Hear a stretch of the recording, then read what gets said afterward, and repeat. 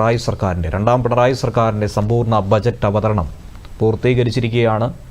വളരെ ആകാംക്ഷയോടുകൂടിയും വളരെ പ്രത്യാശയോടുകൂടിയും കാത്തിരുന്ന ബജറ്റ് അവതരണമാണ് ധനമന്ത്രി കെ.എൻ. ബാലഗോപാൽ ഇപ്പോൾ പൂർത്തീകരിച്ചത്. അതിനു മുന്നേ വളരെ പ്രധാനപ്പെട്ട ചില കാര്യങ്ങൾ പറഞ്ഞു പോവുകയാണ്. സംസ്ഥാനം കടുത്ത സാമ്പത്തിക പ്രതിസന്ധിയുടെ തീക്ഷ്ണഘട്ടം അതിജീവിച്ചു എന്ന് പറഞ്ഞുകൊണ്ടാണ് ബജറ്റ് അവതരണം ആരംഭിച്ചിരിക്കുന്നത്. ധനസ്ഥിതി നേരത്തെ ഉള്ളതിലും കുറച്ചുകൂടി മെച്ചപ്പെട്ടതായിട്ടുള്ള സൂചനയും ധനമന്ത്രി നൽകുന്നുണ്ട്. വികസനത്തെക്കുറിച്ചുള്ള സൂചകങ്ങൾ ധനമന്ത്രി പ്രത്യേകമായി നൽകിയിട്ടുണ്ട്. കേരളം അതിവേഗ വളർച്ചയുടെ പാതയിലാണെന്നും അദ്ദേഹം സൂചിപ്പിക്കുന്നു. സർക്കാർ ജീവനക്കാരുടെയും പെൻഷൻകാരുടെയും അവകാശം സംരക്ഷിച്ച് മുന്നോട്ട് കൊണ്ടുപോകാനുള്ള ഒരു പ്രത്യേക പദ്ധതി പാക്കേജ് തന്നെയാണ് ആസൂത്രണം ചെയ്യുന്നതെന്നും അദ്ദേഹം സൂചന നൽകുന്നുണ്ട്. പെൻഷൻ കുടിശ്ശിക തന്നു തീർക്കുക എന്നുള്ളതിൽ പ്രാധാന്യം കണ്ടുകൊണ്ട് അതിന് ഏറ്റവും പ്രധാനപ്പെട്ട മാർഗങ്ങൾ സ്വീകരിച്ചുകൊണ്ട് മുന്നോട്ട് പോകുമെന്ന് കൂടിയാണ് അദ്ദേഹം പറയുന്നത്.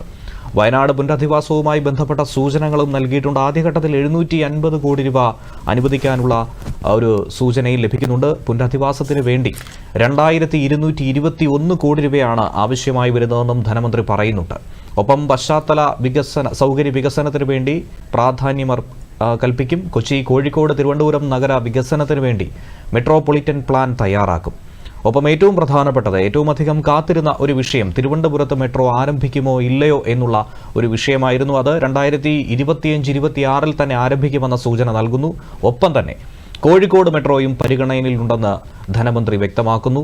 ഒപ്പം പ്രവാസികളുമായിട്ടുള്ള ബന്ധം കൂടുതൽ മെച്ചപ്പെടുത്താനായി ലോക കേരള കേന്ദ്രം ആരംഭിക്കുമെന്നും സൂചിപ്പിക്കുന്നു. സംസ്ഥാനത്തിന്റെ നികുതി വരുമാനം വർദ്ധിച്ചതായും സൂചിപ്പിക്കുന്നു. തെക്കൻ കേരളത്തിൽ കപ്പൽ നിർമ്മാണശാലയ്ക്കുള്ള ഒരു സഹായം കേന്ദ്രത്തിന്റെ ഭാഗത്തു നിന്നും തേടുകയും ലൈഫ് പദ്ധതിക്കായി കഴിഞ്ഞ തവണ വകയിരുത്തിയതുപോലെ തന്നെ 1000 കോടിക്ക് മുകളിൽ 1160 കോടി രൂപയാണ് ഇത്തവണ വകയിരുത്തിയിരിക്കുന്നത്. 1 ലക്ഷത്തോളം വീടുകൾ ലക്ഷ്യമിട്ടുള്ള പ്രവർത്തനങ്ങൾ സർക്കാർ ഏകോപിപ്പിക്കാനാണ് തീരുമാനിച്ചിരിക്കുന്നത്.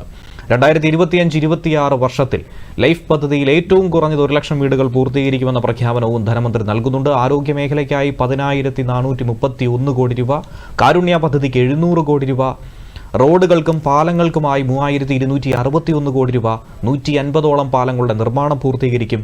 ക്ഷേമ പെൻഷന്റെ കുടിശ്ശിക വളരെ വേഗത്തിൽ നൽകി തീർക്കും.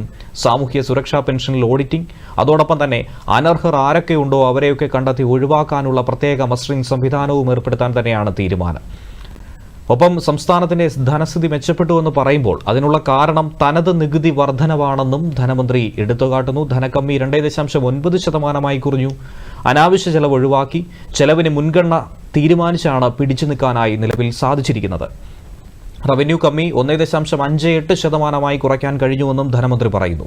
ഒപ്പം വിഴിഞ്ഞം, കൊല്ലം, പുനലൂർ വളർച്ചാ ത്രികോണത്തിന് പുതിയ പദ്ധതി, അതുതന്നെയാണ് ഏറ്റവും സുപ്രധാനമായി നോക്കിക്കാണുന്ന ഒരു വിഷയം.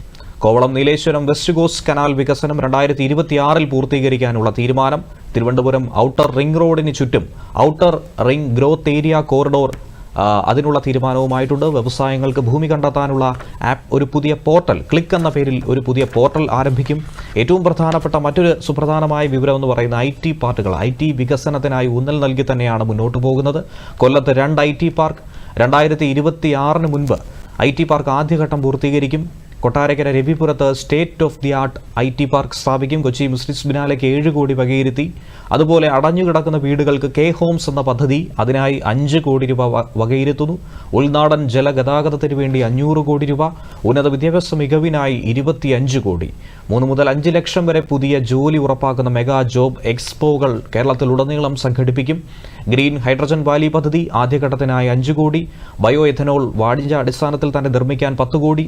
ഡിജിറ്റൽ ശാസ്ത്ര പാർക്കിനായി 212 കോടി രൂപ. AI-യിൽ കേരളത്തിന് വലിയ അവസരങ്ങൾ കാണുന്നുണ്ട്. അതനുസരിച്ചുകൊണ്ടുള്ള പ്രവർത്തനങ്ങൾ ഏകോപിപ്പിക്കാനും.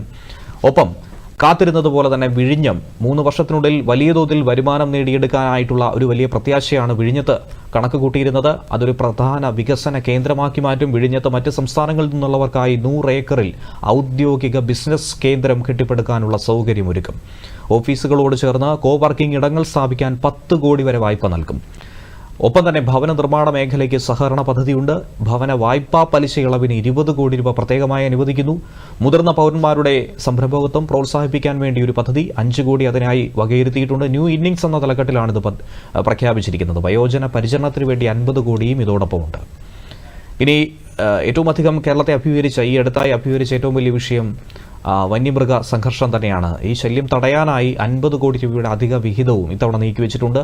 ഒപ്പം സൈബർ അധിക്ഷേപങ്ങളും വ്യാജ വാർത്തകളും തടയാനുള്ള 2 കോടി രൂപയുടെ ഫണ്ട് വകയിരുത്തി. കാലാവധി കഴിഞ്ഞ വാഹനങ്ങൾ മാറ്റി പുതിയത് വാങ്ങാനായി 100 കോടി രൂപ പ്രത്യേകം അനുവദിച്ചത് മറ്റൊരു വിഷയമാണ്.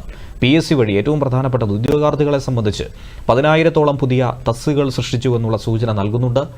8,293 പേർക്ക് സ്ഥിര നിയമനം നൽകിയതായി ചൂണ്ടിക്കാണിക്കുന്നു. ശബരിമലയ്ക്ക് അടുത്തതായി സ്പിരിച്വൽ ടൂറിസം എന്ന് പറയുമ്പോൾ ശബരിമലയ്ക്ക് വേണ്ടി 1,033.66 കോടിയുടെ മാസ്റ്റർ പ്ലാൻ തയ്യാറാക്കാനാണ് തീരുമാനം. തീർത്ഥാടന ടൂറിസം എന്നതിൽ 20 കോടി രൂപ അനുവദിച്ചിട്ടുണ്ട്.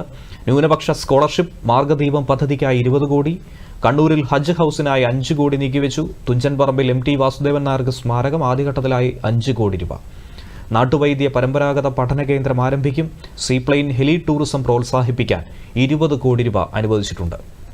ഒപ്പം MSMEകളും അതുപോലെ തന്നെ കുടുംബശ്രീയെയും സംയോജിപ്പിച്ച് കളിപ്പാട്ട നിർമ്മാണ പദ്ധതിക്ക് വേണ്ടി 5 കോടി രൂപ വകയിരുത്തിയിട്ടുണ്ട്. സംസ്ഥാനത്ത് ഫിനാൻഷ്യൽ കോൺക്ലേവ് സംഘടിപ്പിച്ച് മുന്നോട്ട് നീങ്ങാനും തീരുമാനമായിട്ടുണ്ട്. ഒപ്പം കാർഷിക മേഖലയിലെ അടിസ്ഥാന സൗകര്യ വികസനത്തിനായി 227.4 കോടി രൂപ നീക്കിവെക്കുന്നു. നെല്ല് വികസനത്തിനായി 150 കോടിയും ഹോർട്ടിക്കൾച്ചറിനായി 30 കോടിയും കേര പദ്ധതിക്കായി 100 കോടിയും വകയിരുത്തി. നാളികേര വികസനത്തിന് 73 കോടിയും സമഗ്ര പച്ചക്കറി വികസന പദ്ധതിക്ക് 78 കോടി രൂപയും വിള ഇൻഷുറൻസ് പദ്ധതിയുടെ സർക്കാർ വിഹിതമായ 33.14 കോടി രൂപയും നീക്കിവെക്കുന്നു. ഒപ്പം ധർമ്മടത്ത് ഗ്ലോബൽ ഡയറി വില്ലേജിനായി 130 കോടി രൂപ. കുടുംബശ്രീ മിഷൻ പ്രവർത്തനങ്ങൾക്ക് 270 കോടിയും മീറ്റ് പ്രൊഡക്ട്സ് ഓഫ് ഇന്ത്യയ്ക്ക് 17 കോടിയും അനുവദിക്കുന്നു. തീരദേശ മേഖലയിലെ പ്രത്യേക പാക്കേജിനായി 75 കോടിയും. സംസ്ഥാനത്തുള്ള കെ ഹോം പദ്ധതിക്കായി അത് നടപ്പിലാക്കാനായിട്ടുള്ള എല്ലാവിധ തയ്യാറെടുപ്പുകളും നടത്തും. പ്രാരംഭ ചെലവിനായി 5 കോടി രൂപയാണ് അനുവദിച്ചിരിക്കുന്നത്.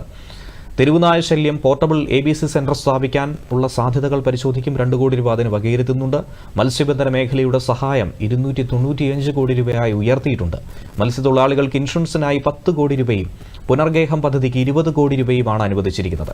ഉൾനാടൻ മത്സ്യബന്ധനത്തിന് 80 കോടി രൂപ വകയിരുത്തി. 5 വർഷത്തിനകം പാമ്പ് കടിയേറ്റുള്ള മരണം ഇല്ലാതാക്കാൻ പ്രത്യേക പദ്ധതി ആവിഷ്കരിച്ച് മുന്നോട്ട് പോകാൻ തീരുമാനിക്കുന്നു. ഇനി ഊർജ്ജ മേഖലയ്ക്കായി 1,156.76 കോടി രൂപയാണ് വകയിരുത്തിയിരിക്കുന്നത്. KSEBിക്ക് പ്രത്യേകമായ 1000 കോടി വകയിരുത്തിയിട്ടുണ്ട്. കയർ മേഖല വികസനത്തിന് 107.64 കോടി രൂപ. കുട്ടനാട് അടിസ്ഥാന വികസനത്തിന് 100 കോടി. വേമ്പനാട് മേഖലയിൽ മണ്ണ് നീക്കാൻ 10 കോടി. തോട്ടപ്പള്ളി സ്പിൽവേ ശക്തിപ്പെടുത്താൻ 5 കോടി. ബാണാസുര സാഗർ പദ്ധതിക്ക് 20 കോടിയും ഇടമലയാർ ജലസേചന പദ്ധതിക്ക് 30 കോടിയും എറണാകുളം നഗരത്തിലെ വെള്ളക്കെട്ട് ഒഴിവാക്കാൻ ഓപ്പറേഷൻ ബ്രേക്ക് ത്രൂ എന്ന പദ്ധതി 10 കോടി രൂപ വകയിരുത്തിയിട്ടുണ്ട്. ഡിജിറ്റൽ യൂണിവേഴ്സിറ്റി 25.81 കോടി രൂപയും സ്റ്റാർട്ടപ്പ് മിഷന്റെ പ്രവർത്തനങ്ങൾക്ക് 90.56 കോടി രൂപയും KSRTCക്ക് പുതിയ ബസ്സുകൾ BS6 മോഡൽ ബസ്സുകൾ വാങ്ങാനായി 107 കോടി രൂപയും വകയിരുത്തി. ഹൈദരാബാദിൽ കേരള ഹൌസ് സ്ഥാപിക്കാൻ 5 കോടിയും കോഴിക്കോട് ബയോളജിക്കൽ പാർക്കിനായി 5 കോടിയും ട്രാക്കിംഗ് പ്രോത്സാഹിപ്പിക്കാൻ വനയാത്രാ പദ്ധതി 5 കോടിയും വൈറോളജി ഇൻസ്റ്റിറ്റ്യൂട്ട് 50 കോടിയും സൗജന്യ യൂണിഫോം പദ്ധതിയായി 180 കോടി രൂപയും മാറ്റിവെക്കുന്നു. ഉച്ചഭക്ഷണ പദ്ധതിക്കായി 402.14 കോടി രൂപയും കൊച്ചി മെട്രോയ്ക്ക് 289 കോടി രൂപയും നീക്കിവെക്കുന്നു.